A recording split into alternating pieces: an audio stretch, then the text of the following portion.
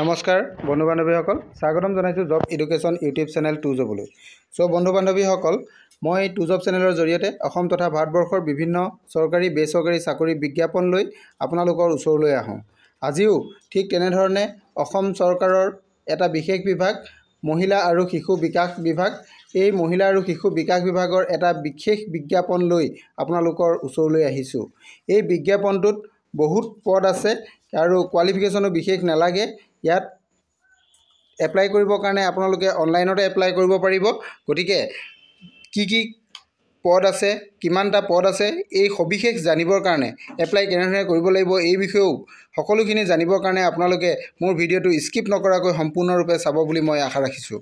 বন্ধু বান্ধৱীসকল, আপোনালোক যদি মোৰ চেনেলত প্ৰথমবাৰলৈ আহিছে তেনেহ'লে চেনেলটো ছাবস্ক্ৰাইব কৰি কাষতে থকা অল নটিফিকেশ্যনটো অন কৰি দিব, যাতে আপোনালোকে মোৰ ভিডিঅ'বোৰ সৰ্বপ্ৰথমে লাভ কৰিব পাৰে। বন্ধু বান্ধৱীসকল, আপোনালোকে মোৰ ভিডিঅ'বোৰ চাব আৰু ভাল লাগিলে লাইক কমেণ্ট শ্বেয়াৰ কৰি দিব বুলিও মই আশা ৰাখিছোঁ। বন্ধু বান্ধৱীসকল, আহক এতিয়া আমি ভিডিঅ'টো ষ্টাৰ্ট কৰোঁ।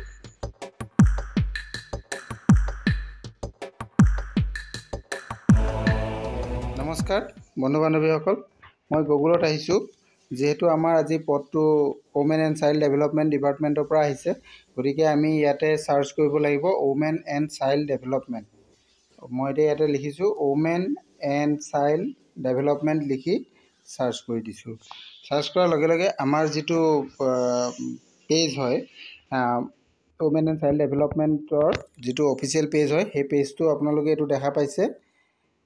এইটো অফিচিয়েল পেজটো দেখা পাইছে আপোনালোকে। এইটো পেজতে আমি ক্লিক কৰিব লাগিব।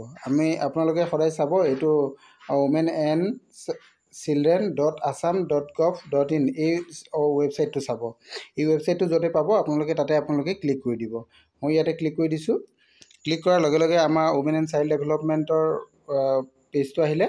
অহাৰ পাছত আমাক যিহেতু ৰিক্ৰুইটমেণ্ট অপশ্যন লাগে, গতিকে আমি ৰিক্ৰুইটমেণ্টত যাম। ৰিক্ৰুইটমেণ্টত যাবৰ কাৰণে আমি এইটো আপোনালোকে দেখা পাইছে, এইটো 3 ডট অপশ্যন, এই অপশ্যনত আমি যাব লাগিব। আমি এইটো অপশ্যনত গৈছোঁ। এই অপশ্যনত যোৱাৰ পিছত আপোনালোকে চাব, ইয়াতে ন'টিচ বুলি পাব বা এডভাৰটাইজমেণ্ট অপশ্যনো পাব।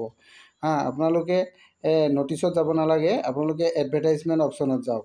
এই এডভাৰটাইজমেণ্ট অপশ্যনত ময়ো গৈছোঁ। ইয়াতে ক্লিক কৰাৰ লগে লগে আমাৰ এডভাৰটাইজমেণ্টবিলাক আহিব। কি এডভাৰটাইজমেণ্ট ওলাইছে এইখিনি ইয়াতে শ্ব' কৰিব। এতিয়া যিহেতু ইয়াতে আজি ৰিচেণ্ট এডভাৰটাইজমেণ্ট একো বিশেষ অহা নাই, কিন্তু এডভাৰটাইজমেণ্ট নাহিলেও এই এডভাৰটাইজমেণ্টটো দুদিনমান দেৰি হৈ গৈছে। গতিকে আমি ইয়াৰ এডভাৰটাইজমেণ্টটো চাবৰ কাৰণে ন'টিফিকেশ্যন অপশ্যনত গুচি গৈছোঁ। ন'টিফিকেশ্যন অপশ্যনত গ'লে ইয়াতে কি আহিছে আমি চাওঁ। ন'টিফিকেশ্যনতো ঠিক তেনেধৰণে দেখা পোৱা নাই। ঠিক আছে, আপোনালোকে দেখিছে ইয়াতে একো অপশ্যন অহা নাই, ন'টিচ অহা নাই। গতিকে মই পুনৰ বেক কৰি দিছোঁ। বেক কৰি গুচি গৈছোঁ। আৰু এবাৰ বেক কৰিছোঁ। বেক কৰাৰ পাছত আমি ইয়াতে দেখা পাইছোঁ এইটো অফিচিয়েল পেজটো আকৌ আহি গ'ল। ইয়াত অহাৰ পিছত আমি আকৌ পুনৰ এইটো পেজলৈকে গৈছোঁ। যোৱাৰ পাছত আপোনালোকে তললৈ যাব। তললৈ যোৱাৰ লগে লগে ইয়াতে এটা অপশ্যন দেখা পাব। এইটো দেখা পাইছে option advertisement regarding contractual engagement at শক্তি সদন আণ্ডাৰ মিছন শক্তি আছাম। এই অপশ্যনত আপোনালোকে ক্লিক কৰিব। মই এই অপশ্যনতে ক্লিক কৰি দিছোঁ। ক্লিক কৰাৰ লগে লগে আমাৰ যিটো এডভাৰটাইজমেণ্ট আছে, এডভাৰটাইজমেণ্টটো শ্ব' কৰিব। যিহেতু এডভাৰটাইজমেণ্টটো অ'পেন হোৱা দুদিনমান হৈ গৈছে, গতিকে আমাৰ এডভাৰটাইজমেণ্ট অপশ্যনত অহা নাই। গতিকে আপোনালোকে ইয়াৰ এডভাৰটাইজমেণ্টটো যদি চাব বিচাৰে তেনেহ'লে বিজ্ঞাপনটো চাব বিচাৰিলে তেতিয়াহ'লে আপোনালোকে ইয়াতে অপশ্যনত যাব লাগিব। তেতিয়া আপোনাৰ এইটো ডাউনলোড হৈ যাব। যদি আপোনালোকে এই পদৰ কাৰণে এপ্লাই কৰিব বিচাৰে তেনেহ'লে আপোনালোকে এই অপশ্যনত ক্লিক কৰিব লাগিব। তেতিয়া আপোনালোকে ইয়াত এই অপশ্যনত ক্লিক কৰিলে এপ্লাই কৰিব পাৰিব এই পদখিনিৰ কাৰণে। ইয়াতে যিহেতু বহুতখিনি পদ আছে, গতিকে আপোনালোকে চাওক, প্ৰথমে বিজ্ঞাপনটো চাওক। মই এইটো বিজ্ঞাপনটো ডাউনলোড কৰি দিছোঁ। এইটো আপোনালোকে বিজ্ঞাপনটো দেখা পাইছে। এইটো director of women and child development Assam, উজান বজাৰ, গুৱাহাটীৰ পৰা প্ৰকাশ কৰা হৈছে। বিজ্ঞাপনটো 4 মাৰ্চত প্ৰকাশ কৰিছে। গতিকে আমাৰ আজি যিহেতু কেইদিনমান হৈ গৈছে, গতিকে আপোনালোকে বিজ্ঞাপনটো তাতে পোৱা নাছিলে। এতিয়া আপোনালোকে বিজ্ঞাপনটো চাওক। ইয়াতে বিভিন্ন ধৰণৰ পদ আছে। পদখিনি কি আপোনালোকে গোটেইখিনি চাই যাব পাৰিব। ইয়াৰ কাৰণে যিটো অনলাইন এপ্লিকেশ্যনটো 5 মাৰ্চৰ পৰা আৰম্ভ হৈ গৈছে আৰু এইটো আপোনালোকৰ 25 মাৰ্চলৈকে হ'ব। গতিকে আপোনালোকে 25 মাৰ্চৰ ভিতৰত আপোনালোকে এইটো এপ্লাই কৰিব পাৰিব। আৰু ইয়াতে আৰু কিছুমান আছে, যিখিনি এজৰ আছে, এজটো আপোনালোকৰ ইয়াতে 21ৰ পৰা 21ৰ পৰা 38 ইয়াৰ্ছলৈকে কৰিব পাৰিব। এইটো দেখা পাইছে 21ৰ পৰা 38 ইয়াৰ্ছলৈকে কৰিব 38 ইয়াৰ্ছ আপোনালোকৰ 1/1/2024লৈকে হ'ব লাগিব।